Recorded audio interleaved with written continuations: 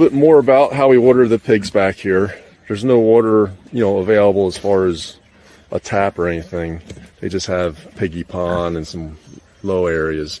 They do actually prefer to drink, as much as they are pigs, they do prefer to drink the cleaner water. So this is actually a Brower field drinker, they call them, I believe. It's 85 gallons. I've had this 2 or 3 years now. They work great. They've got a float down in the bottom where the pigs can't get to it. And so it just keeps a constant water level. It even has a spot on the side here you can see, like in the winter time, you can put a 250 watt heater down in the part where the float is, and then another one would go up inside the tank to keep the reservoir above from freezing up. It works pretty good.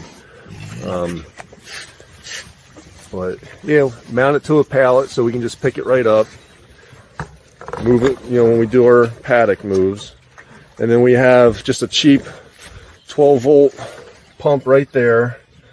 And this is a 65 gallon water tank. So pretty much you can see the water level in there.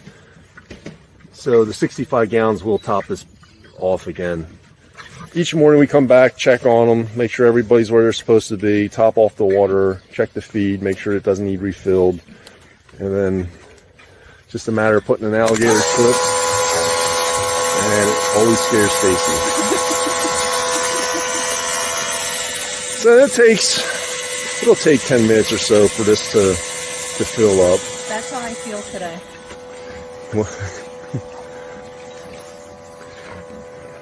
The kind of day. That's how you feel, huh? Yeah. Right, buddy? Everybody likes a back scratch. The little pig wants to know what you're doing.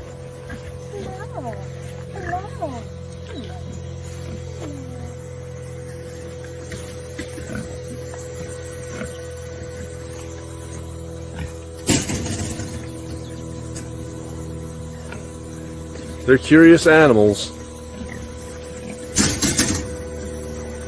They're actually quite entertaining just to sit back here and watch them.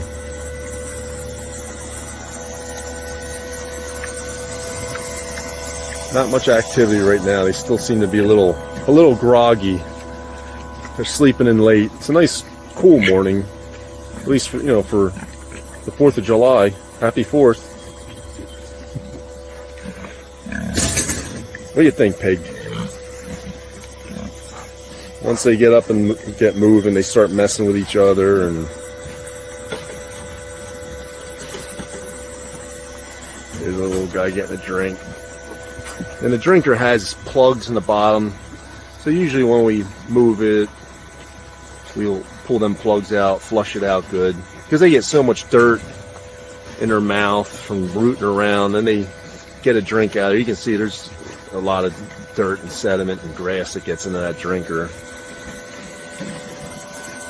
But it works good, because otherwise, usually if you have just an open water, it'd have to be really heavy, because they just instinctively want to lay in it and flip it over. So with this, it's heavy enough that they can't move it around. It works really well.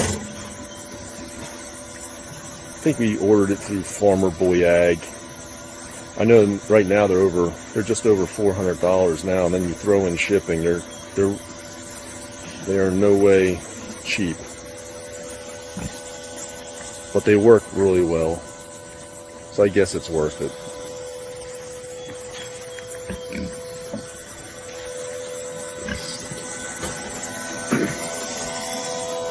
This feeder will have to come out of here when we move them next. Put it back up in the barn.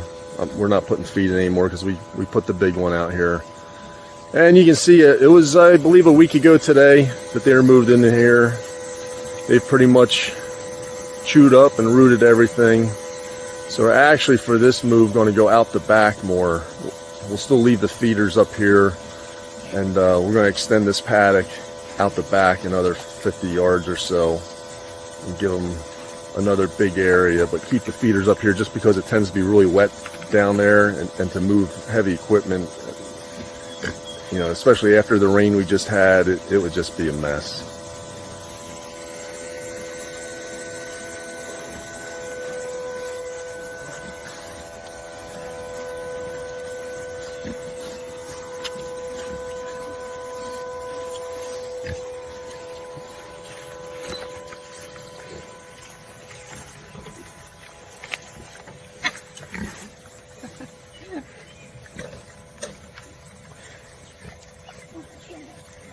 They're like big puppy dogs.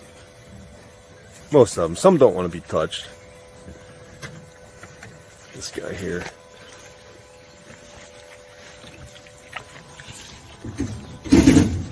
What are you chewing on? Here comes Dumpling. Hey, Dumpling.